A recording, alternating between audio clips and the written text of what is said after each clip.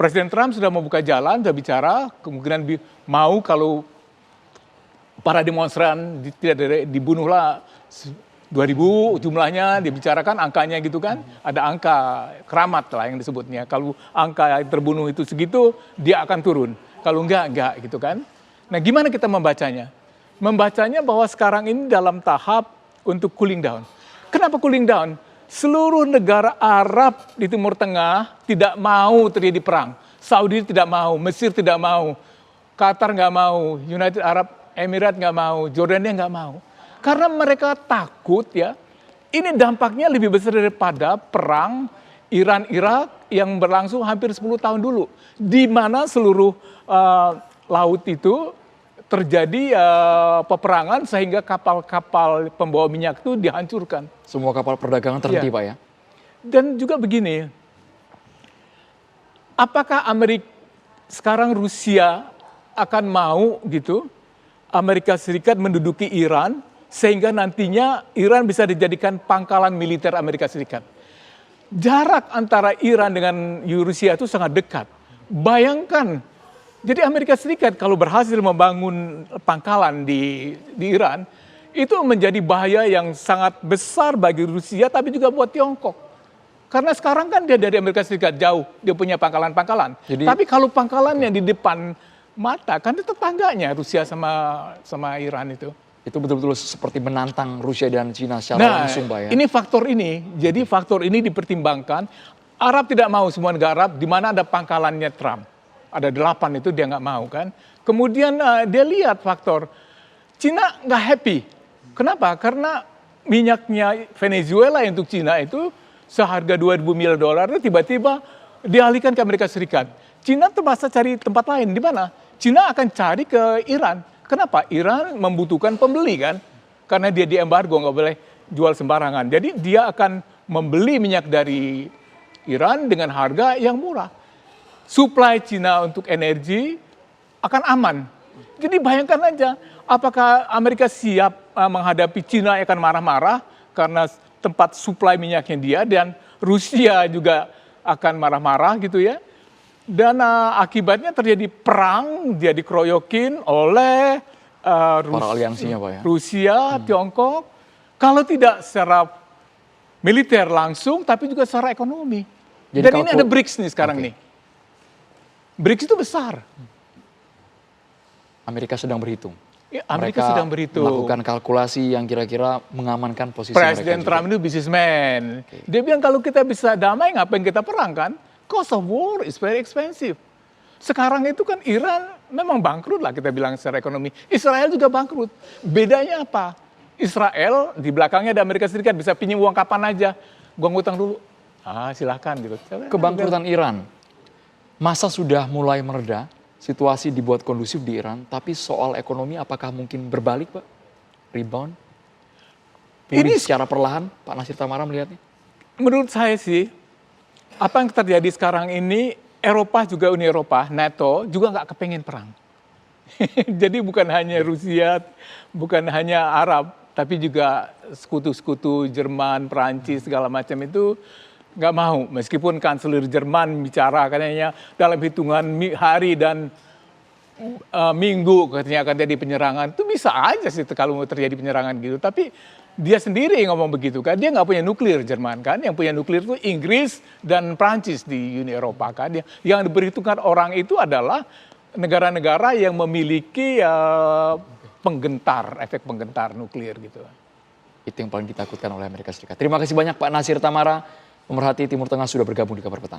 Terima kasih banyak. Pemirsa, jenazah Syafiq Ridan Ali Razan, pendaki Gunung Selamat yang ditemukan meninggal dunia, berhasil dievakuasi dalam jurang 20 meter. Selengkapnya sesaat lagi di Kabar Petang.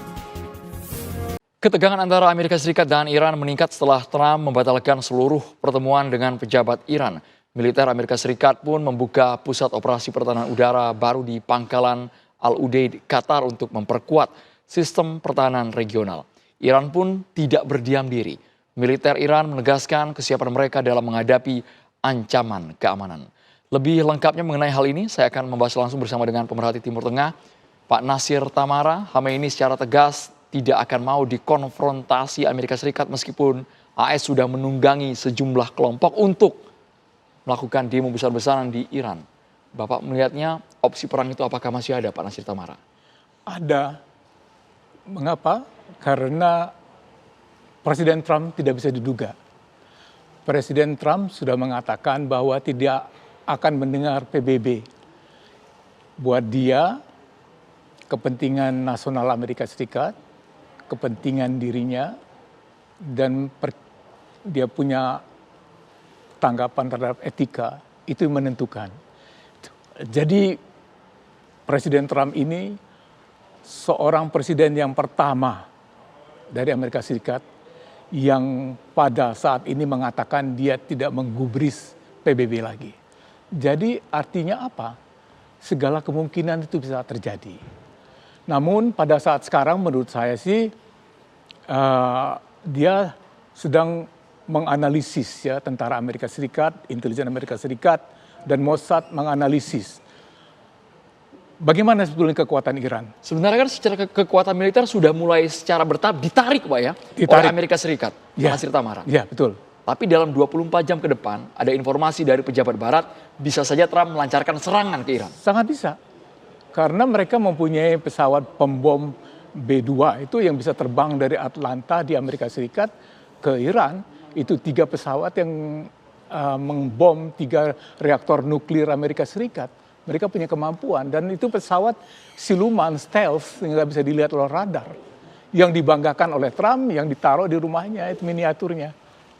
Jadi mereka mempunyai kekuatan yang luar biasa.